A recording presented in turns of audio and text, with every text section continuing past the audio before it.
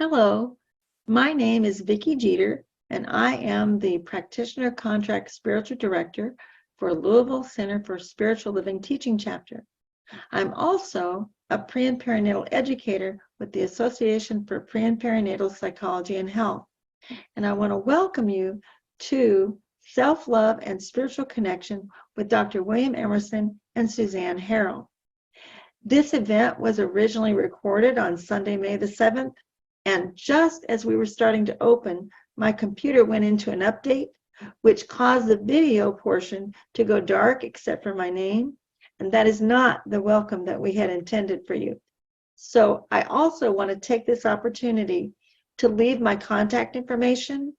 If you would like any additional resourcing or have questions about what you'll hear today, email me at vickybjeter@gmail.com. That's VICKY, B as in boy, J as in Jack, ETER @gmail.com. I would love to connect with you because we want to make sure that you're able to make the most of this information, and also we want to get it to as many people as possible. So welcome and thank you for watching. And just for the sake of the recording, I will simply say welcome to everyone here and everyone who will listen to this in the future.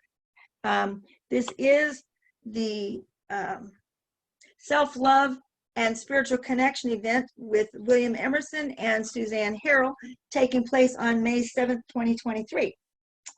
And now it is my pleasure to officially introduce Suzanne and William. I'm going to start by giving you a little bit of their technical introduction, each one of them, and then I'm going to describe the actual living experience of what it's like to live with these people and how we all got here today. So first, Suzanne. Suzanne is a licensed professional counselor and intuitive counselor for individuals and families. She has an exquisite gift for helping others know and accept themselves, solve problems, build aware relationships, and grow in consciousness. She easily reflects acceptance and love to others, which encourages them to love and accept themselves naturally. This she does through writing, counseling, and her art. She is currently writing her 10th book. Her first 9 books are presently available on her website as a gift. You can download 9 of her ebooks free of charge, which is just over the top awesome. And that is Suzanne. Now, and that's the lovely lady. Suzanne, can you wave for those of you that might not know that you're, and then William, Dr. William Emerson, is a renowned workshop leader, writer, lecturer, and pioneer in the field of pre and perinatal psychology. Prenatal is conception and gestation, and perinatal is birth and the time just after birth, for those of you who might not have ever heard that.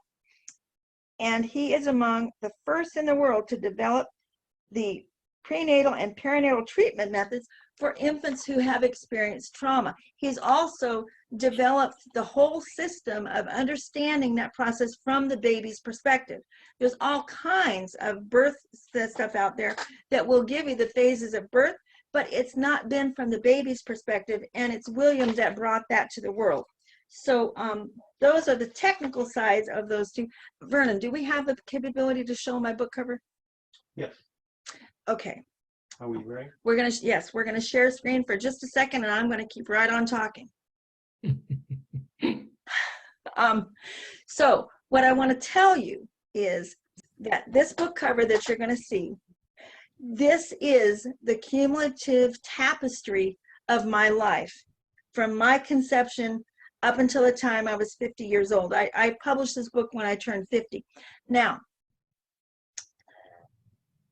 all that happened, the transitions and the transformations that happened in the stories and poetry of this book happened because of the work that I did with William and Suzanne while living the science of mind teaching. And the important thing to know about that is that every life has a story. This isn't about the fact that that's a phenomenal book that you're looking at right there, because it is a phenomenal book.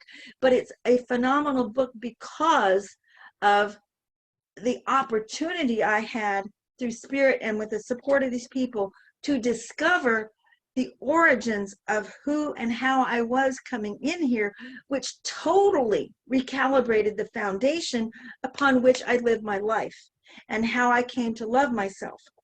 And so as you're listening today, please understand that what we're encouraging you to do is recognize that there's a whole chapter of your being in your life. For some of you might have investigated this, but most of the people here today, there's a whole chapter of who you are that has been in the unconscious and the unknown, which is about how you got here. And as we recoup that, there is a whole new way to come to love ourselves and thusly open ourselves up to Spirit that begins to unfold a phenomenal life story that could be in a book like this for you. And that is enough from me. I am now going to turn this over directly for, we will start with William. If you would introduce yourself to these lovely people, please. I couldn't top your introduction, Vicky. Yeah, thank you very much. I do want to do a shout out to a few world pioneers in prenatal psychology, perinatal psychology, and psychospirituality. And they have centers around the world. Just to name 3 or 4. Barbara von Dyson, she is passed away, but I do want to mention her name. Also in the United States, Marty Glenn has a center in Arizona. Yuri Dolokhov has a center in New York City and Holland. Ludwig Janus in Germany. Manuel Augusto in Brazil. Oh gosh, those are to name a few. And I'll be sharing this particular video with all of these centers. So I'm really thrilled that you all came and we have a chance to experience this together. I think the main point about loving yourself is there has to be a self to know. And if you don't remember your childhood, or you don't remember your birth, or you don't remember your prenatal period, all of which are rememberable, the scientific research proves that, then there's nothing to love. I mean, there's no substance there. I can guarantee you I've never found a person who was unable to have memories of their childhood, even as early as the first year. And most people, up to 80% of people who are in psychotherapy, birth psychotherapy, eventually do remember aspects of their birth and some prenatal time. So it's not a hopeless situation. The main point, and Vicky, I just have to say, I really appreciate so much you're talking about your book. I've never heard you describe it in such an illuminating way. Yeah, the more you know about what's happened to you and understand it's happening in every moment, although it's at an unconscious level, but then you begin to have substance. It's like you have water in the glass. And as you understand and learn about what your childhood experiences were, especially your spiritual and your religious experiences, you will have feelings. We're wired to be feeling beings, and you will have compassion for yourself. And out of that compassion for yourself comes love. And what is God if not compassion and love? So then you're talking about your God, the God within, this inner attitude that's fiercely strong and stable and reliable. So self-love comes from knowing yourself. I'm sorry, I should have turned off my phone. Apologize for that. So, and the other thing that I want to share, the second main point, is that I'm going to use the word trauma, because trauma and spirituality and religiosity, they are directly interconnected. just as much as drinking water, breathing air are interconnected to your health. So trauma, if you have trauma in your life, and it's unlikely you wouldn't, simply because we've all been prenates. And as you will tell when you read my article, The Vulnerable Prenate, which has been made available to you, you'll see that unborn babies don't have psychological defenses. They're defenseless. So even the common stresses of life can overwhelm unborn babies unless mothers are in love with their unborn baby, feeling love for the circumstance of having an unborn baby, celebrating having an unborn baby, and then the baby marinates in the loving womb of the mother. As we all know, we all marinate and were conceived and we were gestated in the womb of God's love. So the mother's womb is really the second womb, and God is the first womb, being held in God's presence. So I think, and I want to underline what Vicky said, and that is that this meeting is recorded. So if somehow you get triggered or you begin to feel uneasy, go take a break, go walk outside, take a drink of water, do something, go out in the garden and pick flowers, do something that brings you alive, because when you do things that bring you alive, you are actually praying to the Holy Spirit to please become your foundation. It allows the Holy Spirit to embody. That's the practice of of attaining the Holy Spirit. So I really encourage you, because you can look at this meeting anytime. So there's no reason to get distressed. And if you do, there is a reason to get distressed. And there's no reason to not resource yourself and take care of yourself. And thanks, Vicky, for naming that to begin with. So thank you for listening. That's my intention. So if I could just say one thing before we switch to Suzanne. We hear and see you really well. So leaning back a little is good. When you lean forward, it's like Bozo's nose. Uh-oh. So it's all good because you're delightful, but I know that you'll probably be more comfortable knowing that you don't have to lean forward. And we're going to turn this over now to Suzanne Harrill. Thank you for your patience, Suzanne. You were holding the field for us early, and I love you for it, and it's all yours. Well, I was very touched when William was talking about mothers loving their babies, and it makes me cry because I have 3 daughters that I love dearly.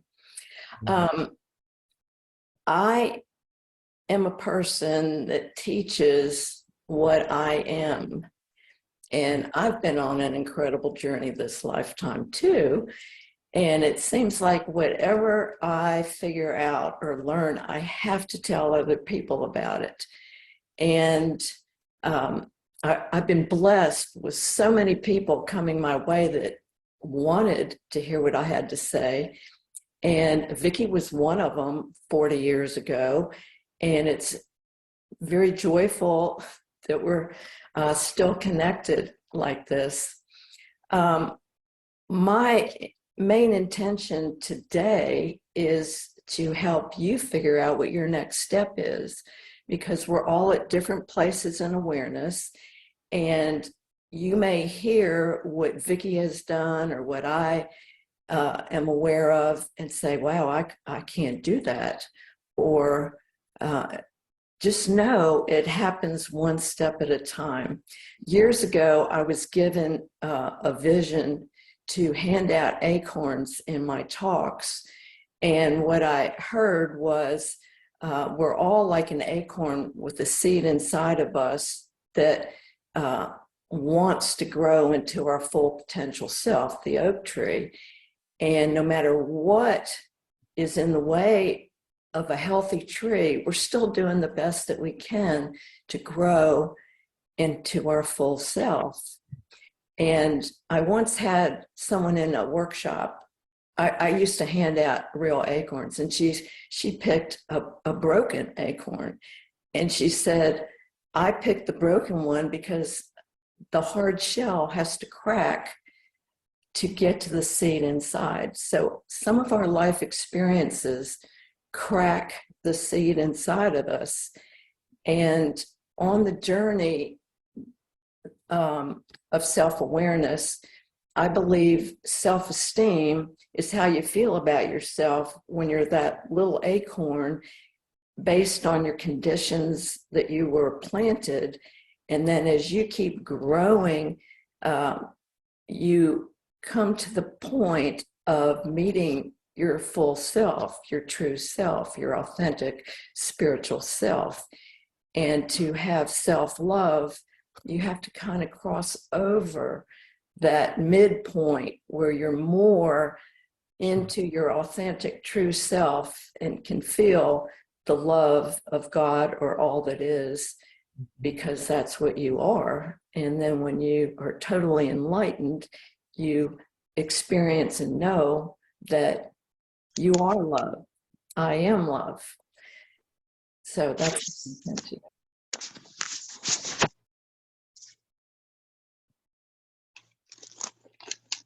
So, thank you for those platforms from which we can now begin to work on what exactly is in the room. I do have a next question that I can ask the two of them. We were going to start out with what is the distinction between love and self-esteem, which almost feels like it kind of got covered. So before we open up for the first question from the floor, let me just see, either one of you, William or Suzanne, do you feel like you need to say any more about the distinction between self-love and self-esteem? I can't help myself.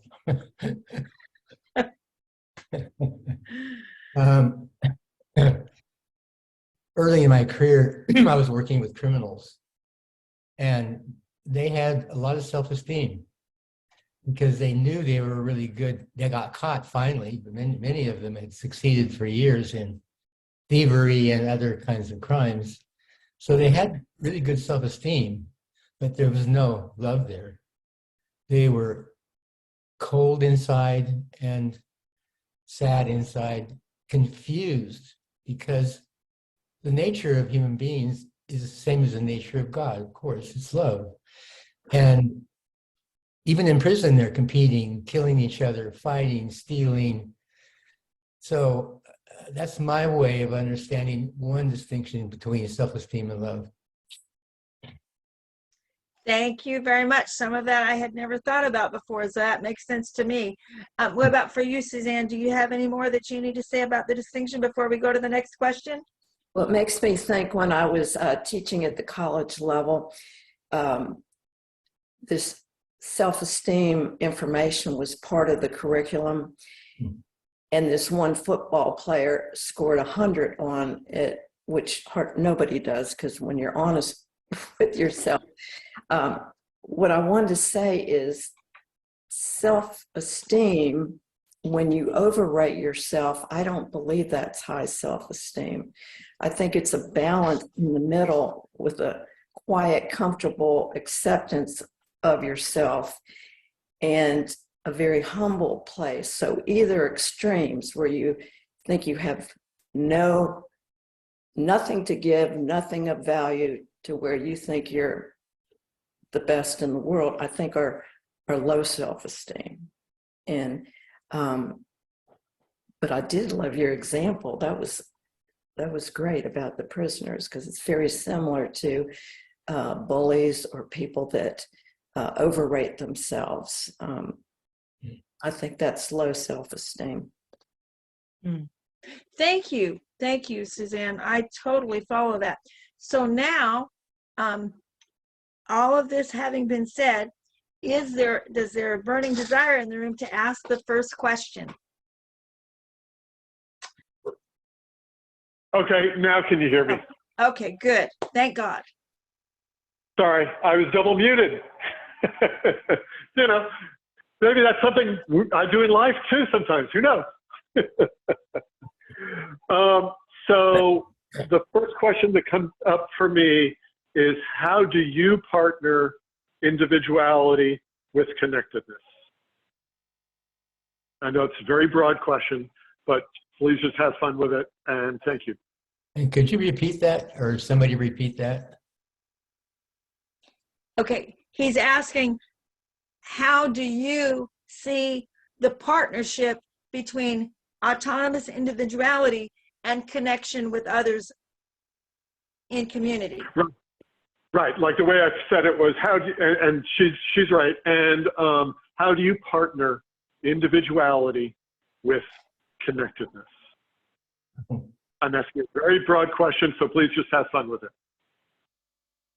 it. Suzanne, you want to say anything first? Well, the first thing that comes to my mind is thinking of a marriage where you have to have a sense of self and connectedness, and you can lose yourself in either way. And if you're on any kind of committee or group experience, taking into consideration each individual takes a lot of time and a lot of work. And we're moving into a new place in society where it isn't just one person deciding for the group. And so I think that's kind of like a new thing humanity is going to learn about. Yeah, thank you. Doug,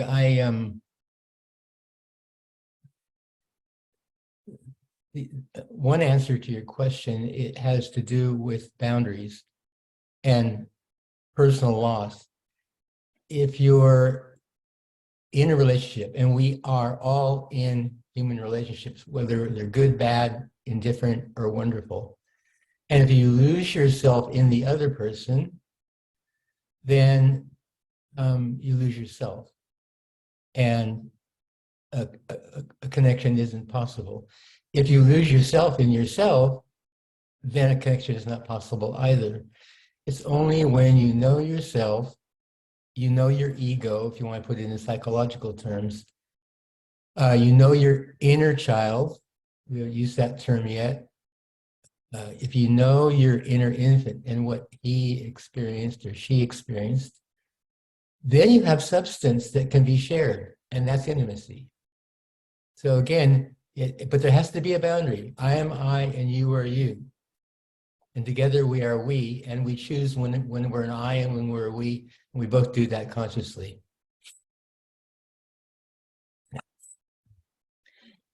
So if that feels complete enough for the moment, we do have the Jane Burnett group open to ask the next question. Yes. Okay, now, Sandy, do you have the first question? Yes. I think Elizabeth and I both about the prenatal. How do we get to? I don't remember anything. I have no memory of going back that far. I'd like to know how to do that. Yeah, because he said you can't really have self-love until you have some awareness. Yeah. Can you guys hear us? Can you hear us, Doctor? Yeah, I have an answer for that, and it's a very certain answer because I've been on this journey my whole life, and what happens with memories are that, first of all, they're somatically based. Your prenatal memories and your birth memories make your body feel certain ways, usually uncomfortable ways.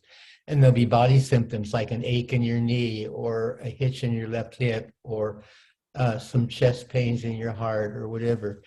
And the more you welcome these as messages from your past, welcome them, the more you pray to experience them even more intensely. So you're not trying to get rid of symptoms, you actually welcome it as a message from your prenatal or perinatal or infant history. Over time, you'll begin to have images. And images are the language of the prenate and the perinate, the unborn baby and the baby. Babies have imagery all the way through their gestation, birth, and the first year and the second year, and they slowly fade. So that becomes an intuitive process. And what a better state of consciousness than to connect with God, because that's the perfect state to pray from. So if you begin to pray for memories, your images will become, they'll form patterns, and pretty soon you'll have a certainty that something happened there to you, but you're not sure what. So this is a lifetime. The reason God gave us 75 years to live, knock on wood, or longer, is because it takes that long to begin to find yourself. The fact that you're here in this meeting today is a testament from God that you're ready. Hello. It's no coincidence we're all together in this meeting today. We're all ready. So just start to open up your sensations and pray. Pray for the Holy Spirit to embody in your body more fully and strongly, and he will, or she will, take care of everything for you. Thank you, Dr. Emerson. It makes sense, huh? Yeah, that's to me. It does, yeah. Do you have questions? So also, I just want to name that William does have about a 10-minute set of slides he's going to share in a little while, which will bring some more of this around kind of organically. Hi, I'm Nancy, Suzanne's sister in Annapolis, Maryland, in a beautiful park near the Chesapeake Bay. Oh. And I wanted to comment about connection and then the greater collective. And to me, connection always starts with the self, because you take yourself and your connectivity into every relationship, and we're all in many relationships. So that was just like an extra comment. And of course, I'm thinking in terms of a lot of individuation. Let's see, I'm very Jungian, but you know, starting with the self, that's where it starts. And the more aware you are, the more you can't make choices alone. They have to be connected to, they are connected to others. And instead of it being a we, it's really a me experience here, because, you know, we're all one.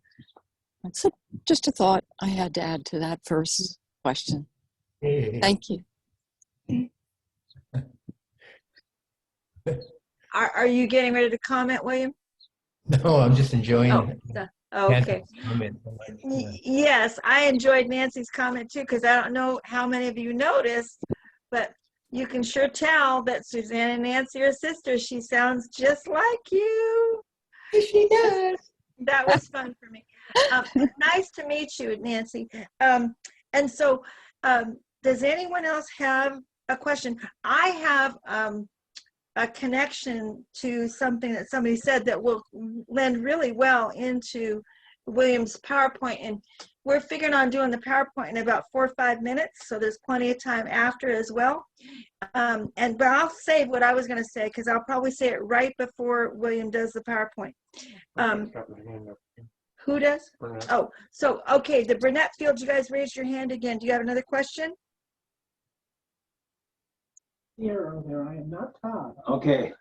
Hi, my name is Jim, and I got a question about the mothers that abort a baby. What happens there? Mothers who are born what? What about the mothers that abort a baby? Let's say that he aborts the baby, let's say, not in the first trimester, but goes like into the third trimester. Sometimes after birth. Or after birth. And what happens to the memory thing? I guess it would deal with the mother. That's a powerful question.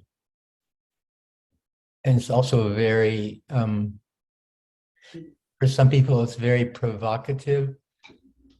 Let me give you some feedback. First of all, aborting a baby in the third trimester is impossible. I mean, it can be done, but it's tantamount to murder. It's only medically safe for a mother to abort a child, an unborn baby, in the first month or two. So it's medically safe, and there's a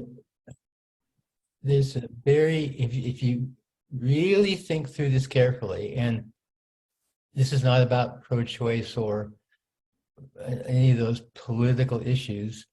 Um,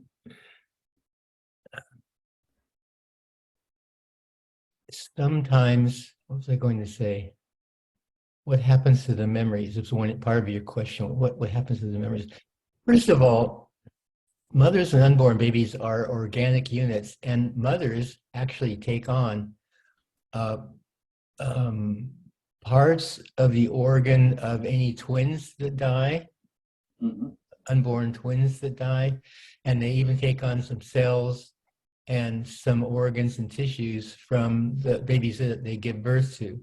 So it is connectivity. The baby's body, parts of the baby's body is in the mother. So the sad thing is when a mother has to abort an unborn baby, she's actually losing a kind of connection that's ineffable. And it's so painful because even if the mother has to get rid of the baby because, let's say, she has terminal cancer and heart disease at the same time and so forth. So that's as far as I'll go for now. It's like very thank you for that question, and it's a very complicated question. Yeah. Thank you. Thank you. Thank you, Doctor. So before we switch, we have someone who has put a lovely question in the chat, so I'm going to read this on behalf of Shobha. Shobha's asking, how does one know if there's balance between your self-love and your connection to others? What are the indications that we have good balance? I can answer that. I can answer that. Suzanne went first. I can answer that too. We need a buzzer. Go ahead, Suzanne. When I have extremes, like when I emotionally react, and by the way, I think it's good to be in the middle, but you can't always be in the middle or you're in denial when you're having feelings and emotions and stuff coming up. But when I overreact, either with my words, my behavior, my feelings, my whatever, I take that as a sign that I need to look at myself so that I can get back to that quiet, comfortable place of being authentic and genuine, because I'm not if I react to my husband, and that emotional reaction is my responsibility, nobody else's. And the same thing, if I'm depressed and I'm not reacting to anything, that needs to be looked at too, because I'm not in that balanced state. So any extremes in thoughts, beliefs, emotions, attitudes, actions takes me out of that quiet, comfortable, true self. Yeah, I love that answer. I want to add a teeter-totter to that. We all know what a teeter-totter is, right? If you don't know what a teeter-totter is, raise your hand. Okay. So human emotions are like teeter-totters. And where you want to be is in the middle of the teeter-totter, so you can just stand comfortably. And they'll always be, you're able to move fluidly. You have some fluidity when you're in the middle. So you're never stationary. And you could have a nice dance when you're in the middle of the teeter-totter. But if you're on the right side or the left side, you're stuck on the ground and you can't really move. So a key to emotional balance is to make sure you feel fluid. And when you feel fluid, then you're in communication, and then you're in intimacy. So but you have to come, first of all, you just have to find that fluidness. And that means owning the feelings that you feel, take responsibility for them, like Suzanne mentioned. Own that you have these feelings. You can apologize, you can pray to move out of them, or do spiritual practice, or meditate, or whatever. However, work through the emotions so you feel back in your own fluidity. You feel safe. Safety is a secure sign that you're in balance if you feel safe. That's a good point. Thank you, thank you, thank you. So unless there are any burning desires in the room, I want to create a little space. We will have more time for this, but the PowerPoint that William has to share will possibly lend to some additional questions. I just want to say a couple things. Someone asked about autonomy and connection, like how do you do both? I think that might have been Doug's question. And really, this idea of understanding that coming in here, we become a unit with our mothers. So that whole question of, wow, how is it that I'm an individual and yet I'm in connection? So the paradox of that really, really begins in the prenatal period, because especially while the baby is not yet able to survive on its own, the mother and the baby are a unit and they're experiencing everything together. And then over time, as the baby develops and that potential comes in to be able to have autonomy, then, you know, there's a transition period that happens there. And it's fascinating, though, to realize that even prenatally, babies are playing with the idea of an individual thought, even though they're in this field of complete and total unity. Plus, think about it this way, we still have that sense of connection to the divine because we just left. There's recency there. And so I just wanted to say that so that as you check out this PowerPoint, which is very gentle, this is a very gentle PowerPoint, but maybe give yourself a chance to just honor that what you see there is structurally where we all started out, and that the love and the tenderness and that connection, that prenatal connection, is what we all deserved. And so go ahead, let me turn it over to William. He might want to do his own little introduction. Well, I need my buddy Vernon here, because Vern, I'm going to ask you to show the PowerPoint, and I'll just tell you when to change slides. Yeah. Okay. I became interested. I've always been a spiritual person, and I became interested in. I spent some time in India studying with teachers, and I traveled in villages and met lots of babies, and I was astounded at the level of spirituality that existed in Hindu or not even religious, it's just a Hindu race. How much spirituality, how much light in their eyes there was, and how much alert they seemed, and how intelligent they seemed.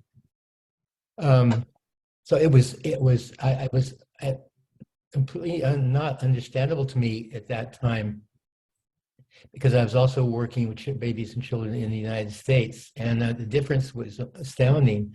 So I realized that all the babies that were full of light were babies whose mothers loved them, and they were all born at home or in villages or in the gardens or wherever mothers happened to be when the birth happened.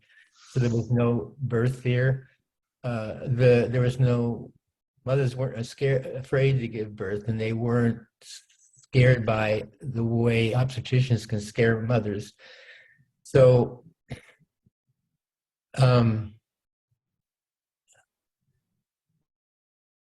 so where was I?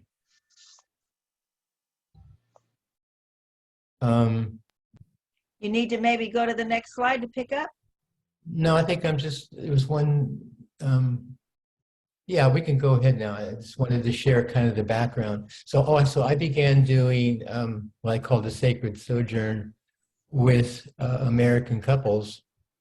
And wow, their babies started looking just like the Hindu or the Indian babies. So you can, next slide. What is that, the sacred sojourn, what does that look like? So, well, it looks like dad feeling love and snuggling up to the belly. Next slide. There's another father cuddling his little baby. Next slide. So all this is prenatal bonding. Mom and dad are giggling together, enjoying her swelling tummy, and can't wait for the baby to come out, and they're full of joy. Don't you think that baby's feeling exactly the same thing right in this moment? Oh, yes. Next slide. Next slide. Oh, sibling love. Next slide. Next slide. He's a pretty happy looking little guy. And you can tell, just to give you some clues as to how healthy he is, both his ears are sticking out about equally. So the eyes, the orbits of both eyes are parallel with the ground. His right lip, which is on your left, anyway, is a little bit low in a second. But anyway, those are some cranial signs that this baby is well bonded, and if you just look at his eyes and you see the joy, you're looking into the eyes of God. Next slide. You can't possibly not see the mutual joy this baby and mother are sharing. This is birth bonding. Next slide. This little guy, mom is just adoring him, and he's making sure dad gets in on the act. He's taking a good long look at dad who's taking the picture. Next slide.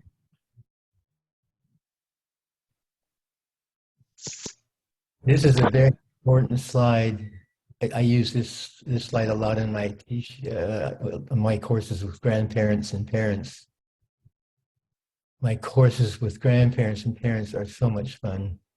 These two are dreaming together. The mother has her baby in her vision, and she's clearly celebrating and feeling love for him or for her.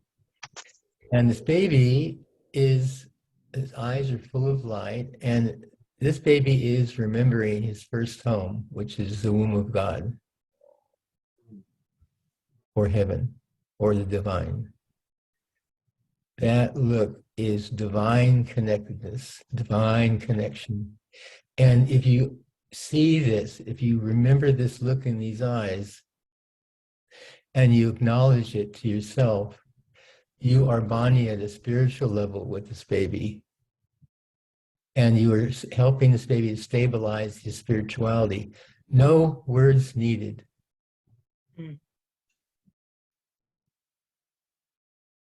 Now remember this baby's eyes, because this is a very healthy baby. And if you're a parent and or also a grandparent, this is a place where you're likely to start feeling guilty about what you didn't do or you did do with your own children or your grandchildren. And you had no way of knowing, but now you do. And the moment you have this knowledge, that knowledge will begin to affect your children right now. And it's on a level of prayerful connectedness, heart connectedness. So you're doing the work right now to help your children grow in the way they could have grown if you had known this when they were born. And you didn't. And there's a reason for that. Forgive yourself. Next slide.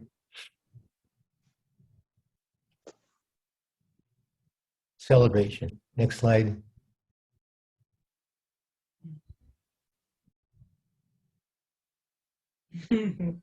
Yeah. This mother's joy is doing all the work. She is stabilizing her baby's spirituality. He is remembering his first home.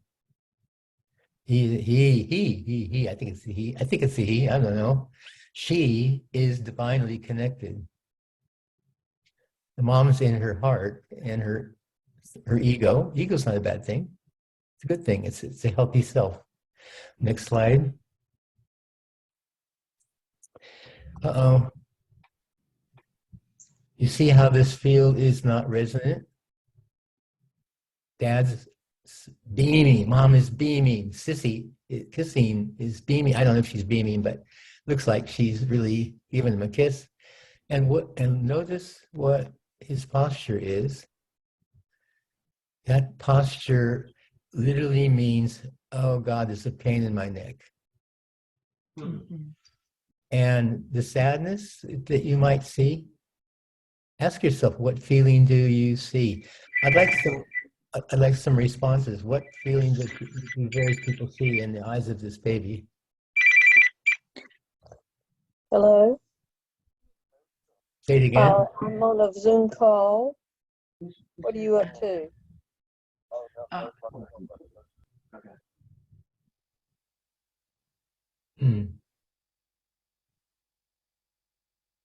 Okay, so we had one person put an LOL in the chat. Yep. Might be kind of hard to see. Oh, we got two people raising their hands now.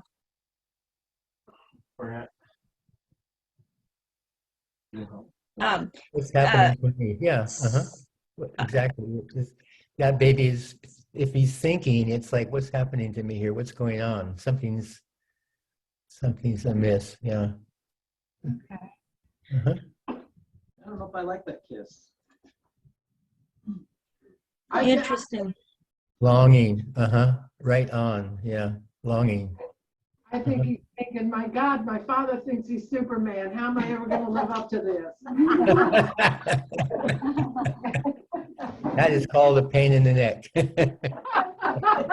So much How am I gonna live pressure. Too much pressure.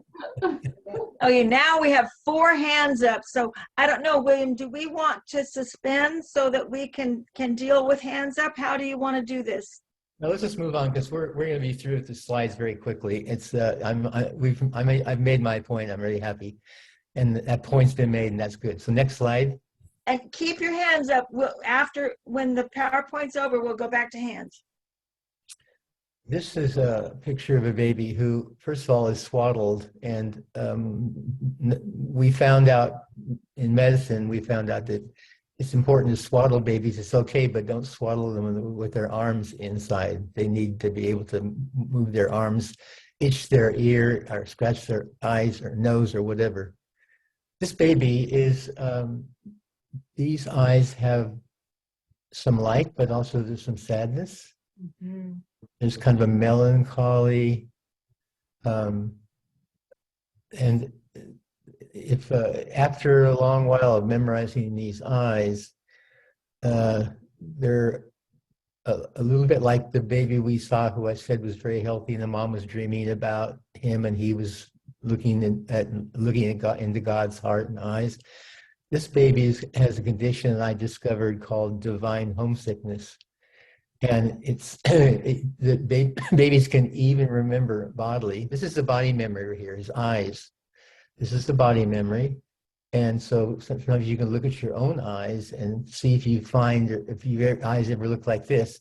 And if your eyes ever look like this, or your children's eyes, your grandkids do, eyes look like this, then it might be a condition called divine homesickness, not wanting to leave the divine that comes to the planet Earth.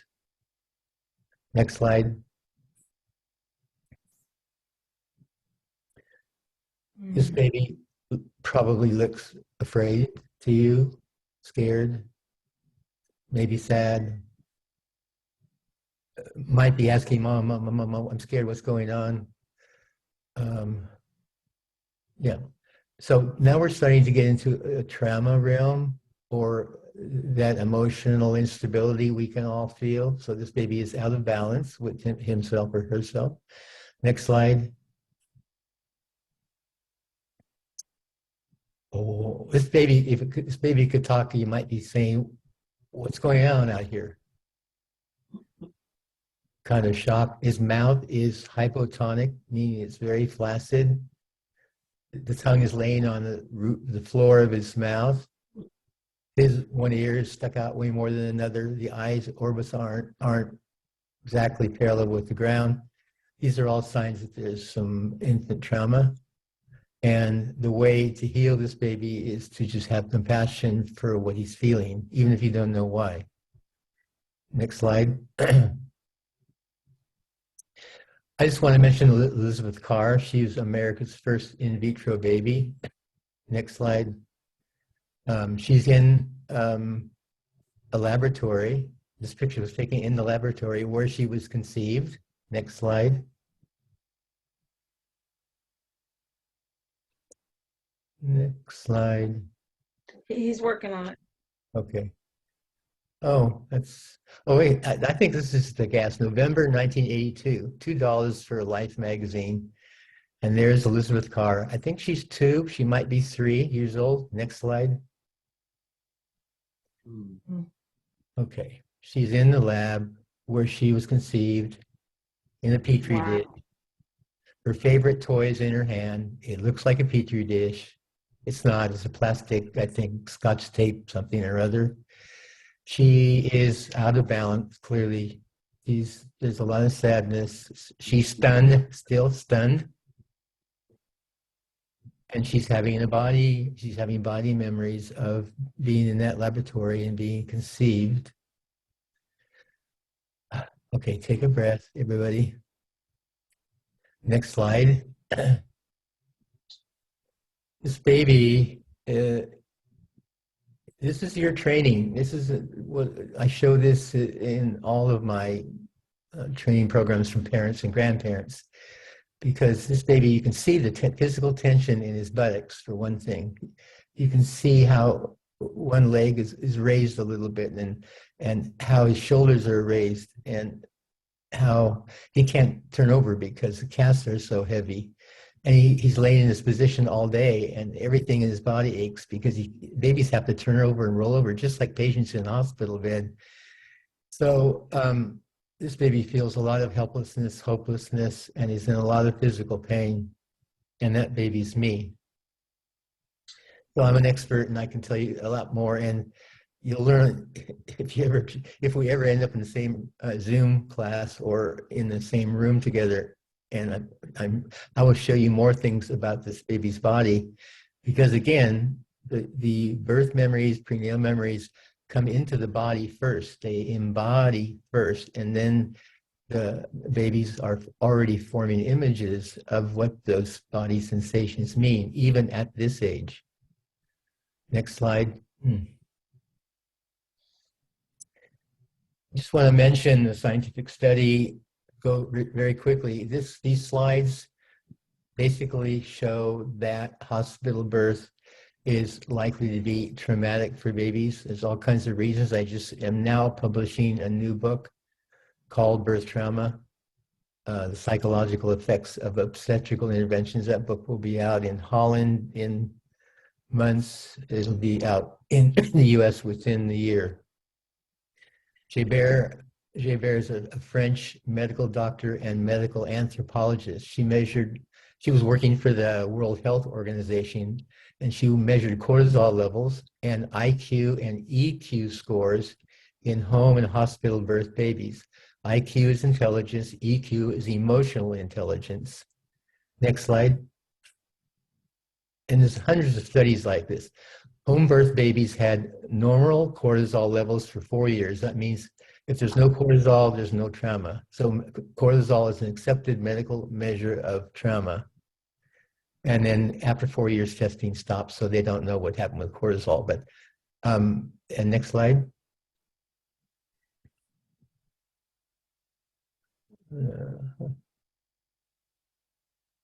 Next slide is hospital birth. Next slide says hospital birth babies had normal cortisol levels for 4 years when testing stopped.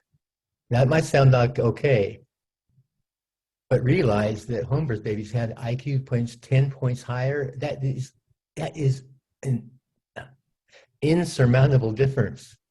10 IQ points is a huge difference in intelligence. So next slide.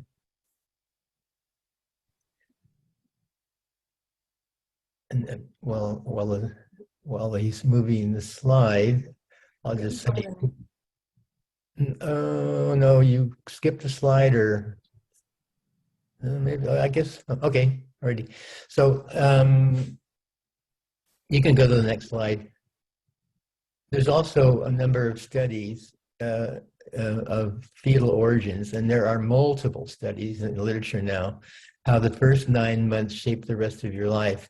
And this is a picture of the mother, the journalist who wrote this article. It's actually a picture of the journalist pregnant. And the sad thing is that readers didn't really get the message. They just criticized the magazine for publishing publishing a naked picture of a naked pregnant woman. And in fact, she was pregnant. They complained about most.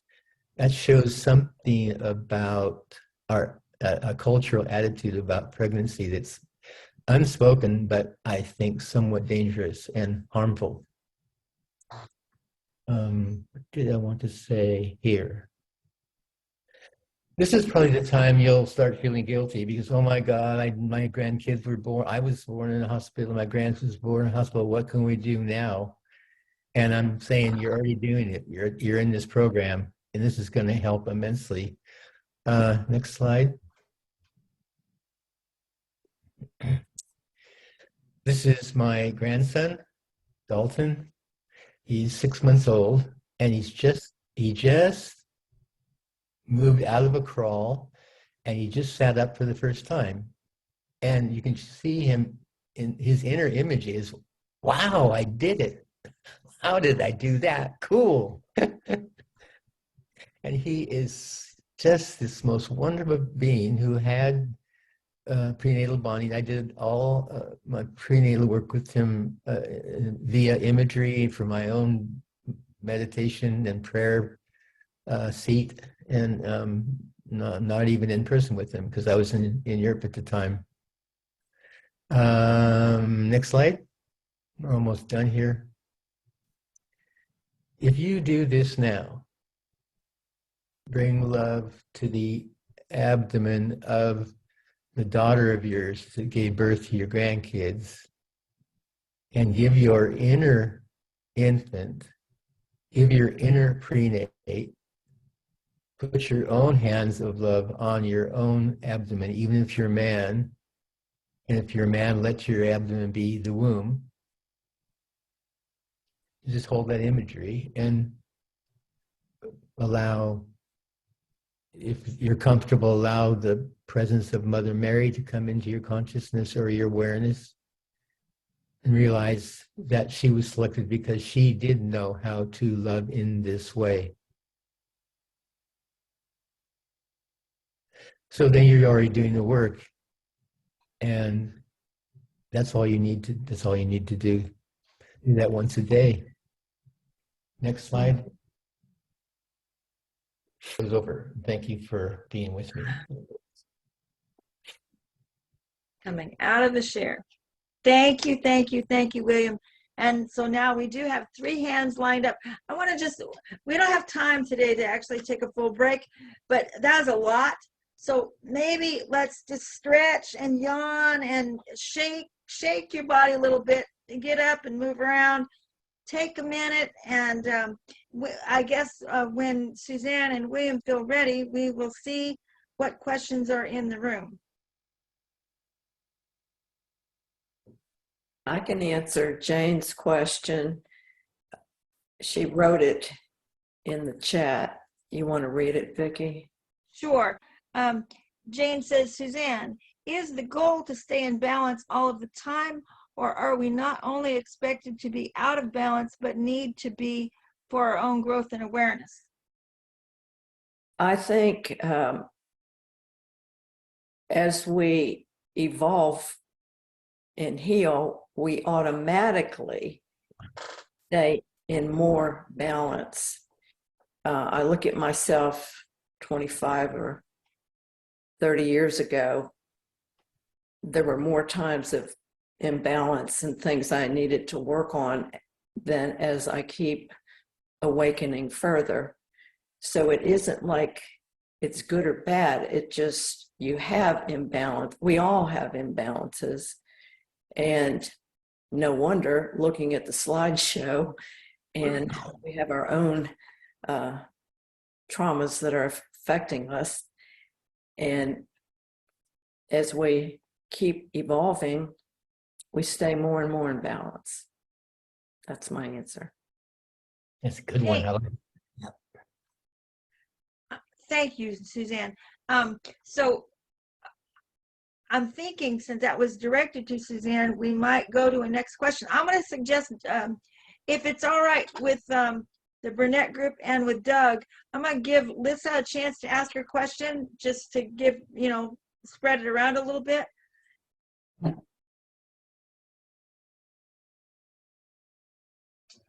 But you have to unmute, Lisa. Got it. There you go. And this is to whomever feels they have the best answer. What about adoption? What does that play into a baby's life? Well, I'm an expert. Have been. People say I'm an expert in that.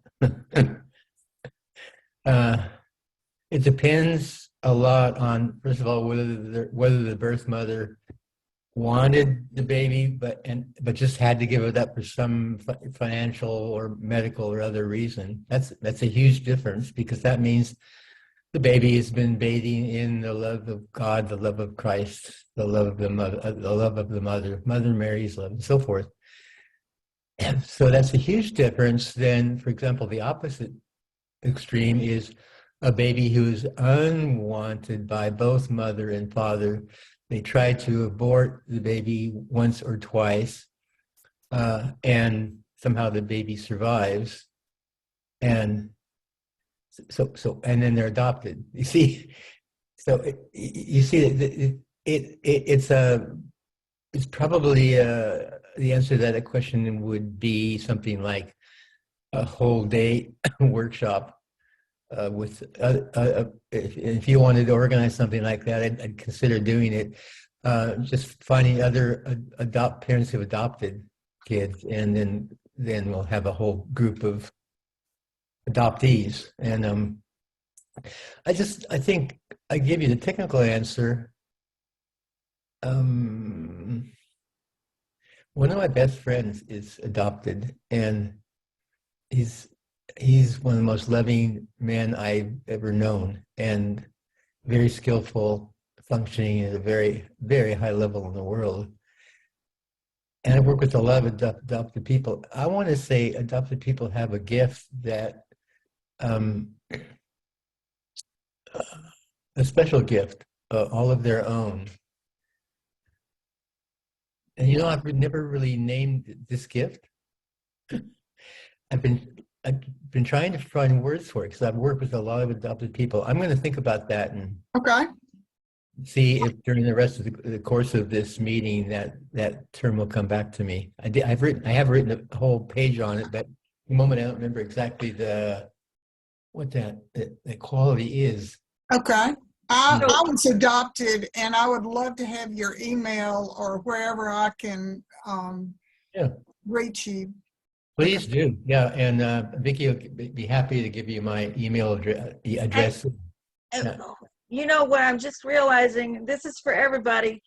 The kind of rough start we had, one thing I failed to say, there are materials that are available to be sent to you all from them that they have gifted us, which I'm not going to be able to get to you if I don't know that you were one of the people here with your email. So it might be a little crazy, but the email will be saved. So in the chat, please put your email, and don't worry about saying which piece you wanted. If I get your email, you'll get how to connect, and you'll get the materials that they wanted to gift everybody. So just put your email with your name in the chat, and all those emails, I will send materials and how to stay connected. That's a great idea. Thanks, Vicky. Yes, I do. And thinking back through all this from what I've been hearing here, what about a mother that's pregnant and say the father, say it's an abusive relationship, and the father is beating the woman? I'm sure that's got to have an effect on the unborn child. I guess it would be a question for Dr. Emerson. Mother, the woman's pregnant and the father is abusive to the mother. Yes, whether verbally or physically. Yeah, well, the that's the way violence is perpetuated, but I think it's something Vicky will be telling you about later. But there's an organization called PACE, P-A-C-E, that stands for Positive and Aversive Childhood Experiences, PACE. And there is conclusive evidence that the more negative experiences, adverse experiences that prenates or babies have, the more likely is violence. In fact, it's not just violence, it's obesity, depression, anxiety disorders, cancer, heart disease, and violence are much more likely in adulthood. So the sad thing is that only 2% of physicians in the United States actually use and ask for this diagnostic information. So if we want to control violence that's going on in our culture, we have to go back and find out how many adverse experiences a child or a baby has had, and then proceed, because knowledge is power. And once you know that, you can begin to provide corrective experiences. And I do want to remind everybody that neurobiologists now know what we've known as psychologists and as reverends and priests and psychologists, what we've known for years is that positive corrective experiences can change the expression of genomes, so that the violence genomes actually remain in the system, but they are not expressed anymore if enough corrective experiences occur. So instead of putting violent people in jail, we should send them to a wonderful camp where they have organic foods, lots of activities and games and hikes, and really healthy environment with a lot of mothering. You know, grandparents can volunteer one day a week, and loving grandparents can volunteer once a week. And I'm rambling on here, but you get the point, I think. So the answer is, if it's just violence that's happening to the mother, there's still a chance that baby might be okay. It just depends upon whether the mother can stay in balance with her love for her unborn baby. You know.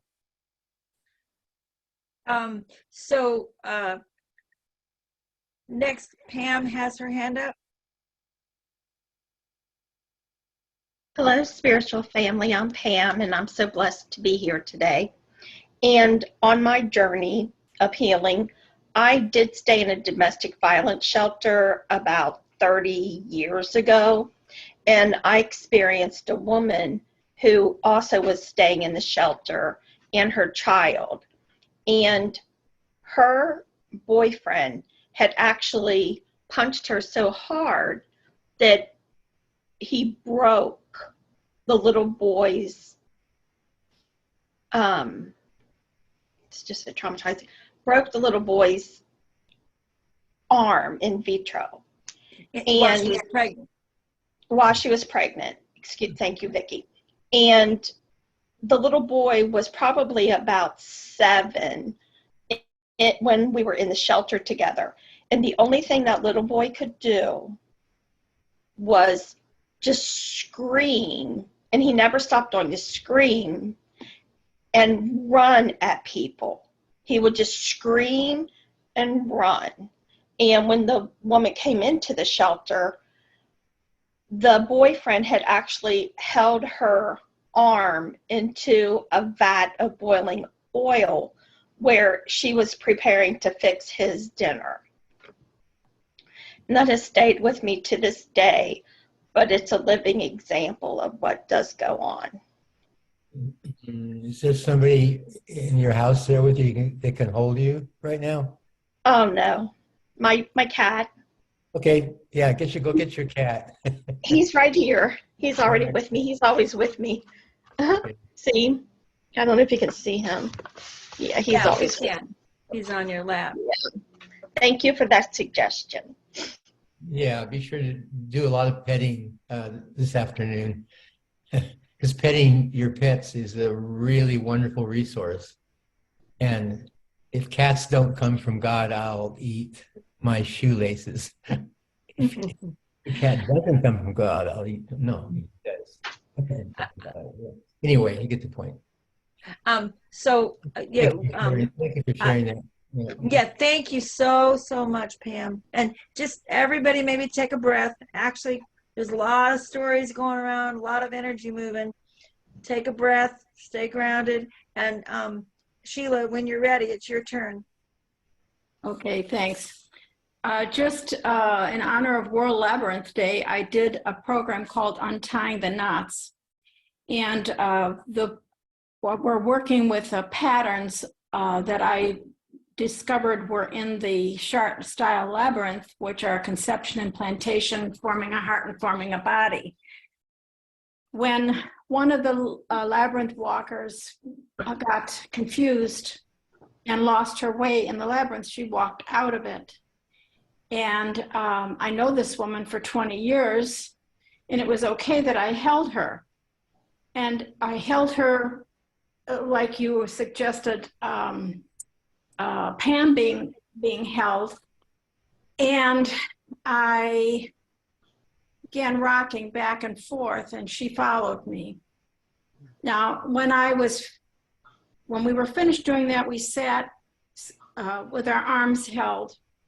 And shortly after that, I needed to walk the labyrinth myself to regulate myself again.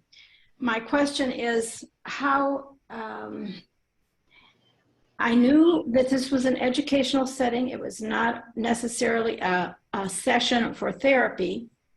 But when you're talking in a group with people like this, their stories are going to be activated. And I'm a doula. I worked in labor and delivery, so I know how to attend somebody's processes. How can I best support myself in being that close and that intimate with somebody who's got a story?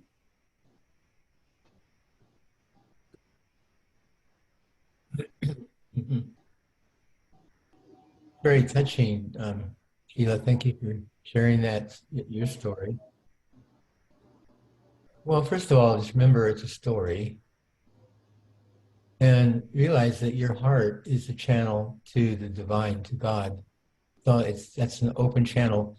There's no trauma that can block that connection.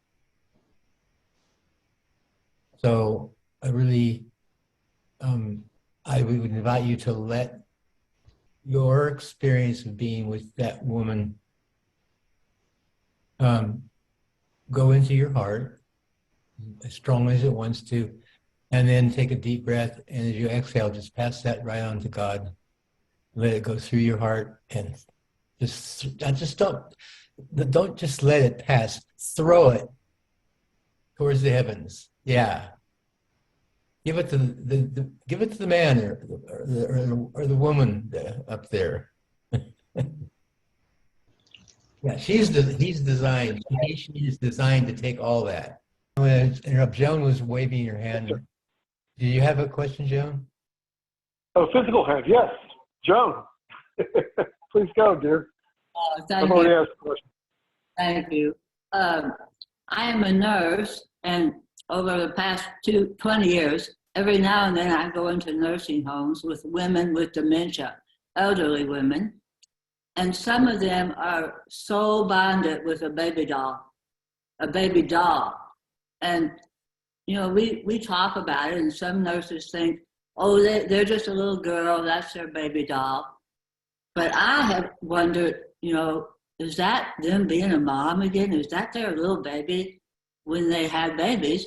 But now you all make me think, is it possible that they're even comforting themselves, you know, when they were either a baby or in the mama's belly? I just wanted your opinion.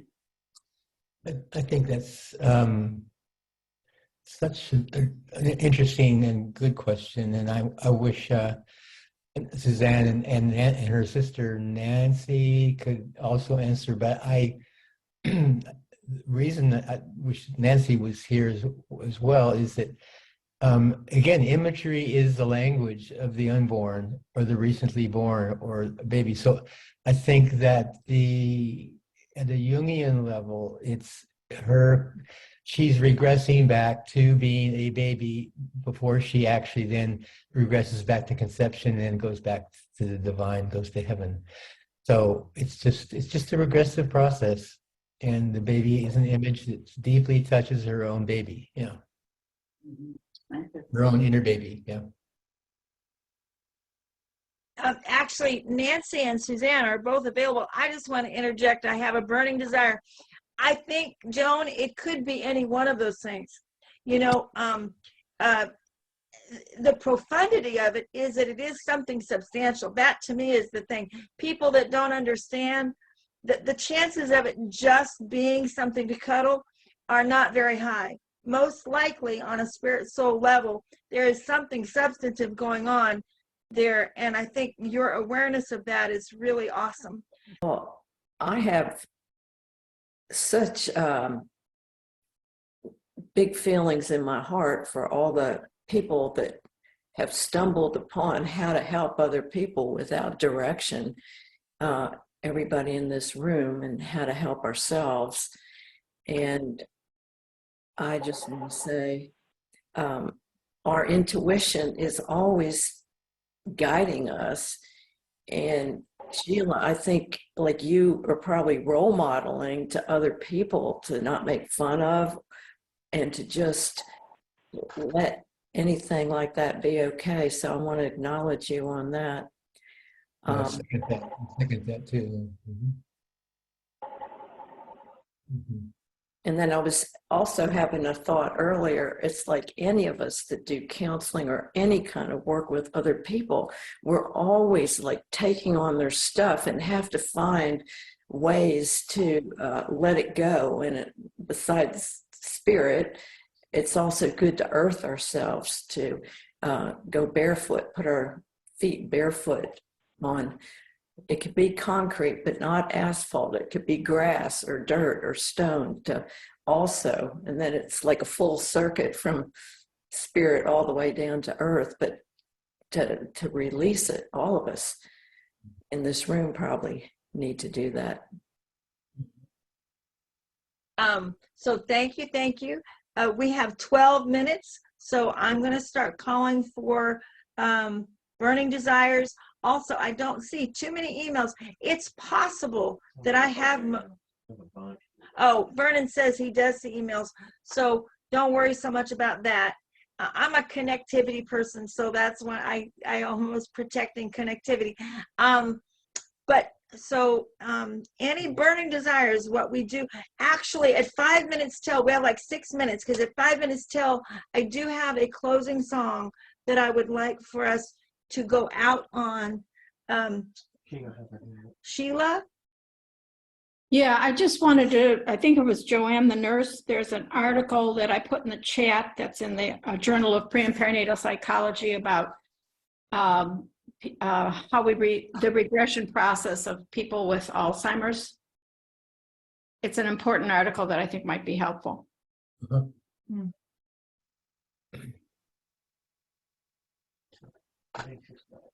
And Nancy just came back. Let's see if we can get there's Nancy. Nancy, let's see if she can get her audio.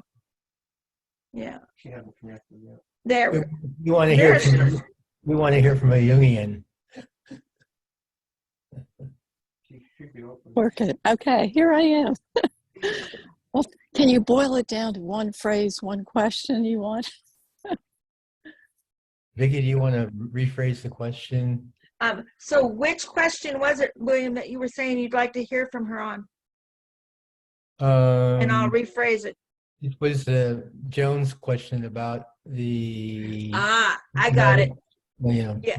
So Joan, the nurse, was saying that she's experienced many aging people in assisted living homes, etc., that will hold dolls. And she was asking, she says the staff will think that they're just, you know, regressing to being a little girl again with a dolly. And Joan is saying, could they be holding their children or even themselves as infant representations.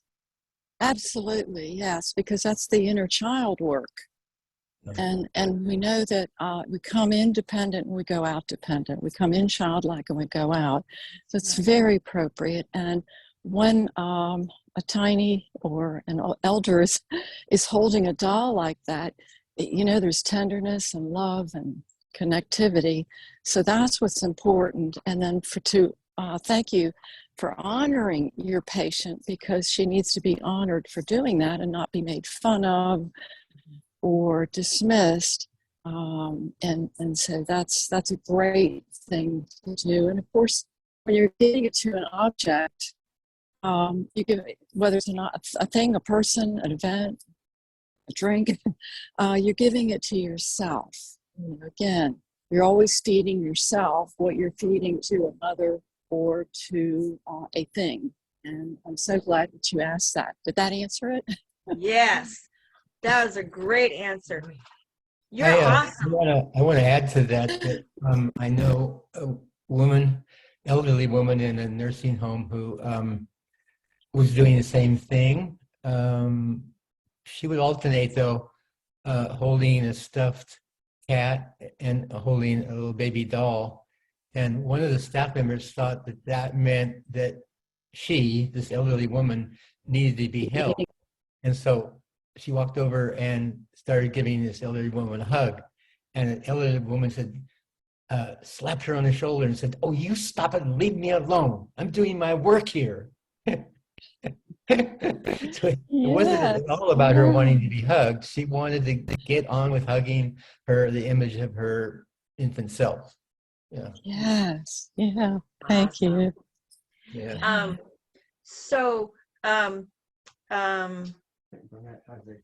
Okay. We know the Burnett group has a hand up. So the song is about 5 minutes long. And after the song, I would like the chance, we'll open everybody up at the end so we can all say goodbye before we're gone. This song is How Could Anyone Ever Tell You? And there's going to be a video screen, so we're not going to be able to see each other till the song is over. But really see if you can imagine that we are connected up and singing this to each other.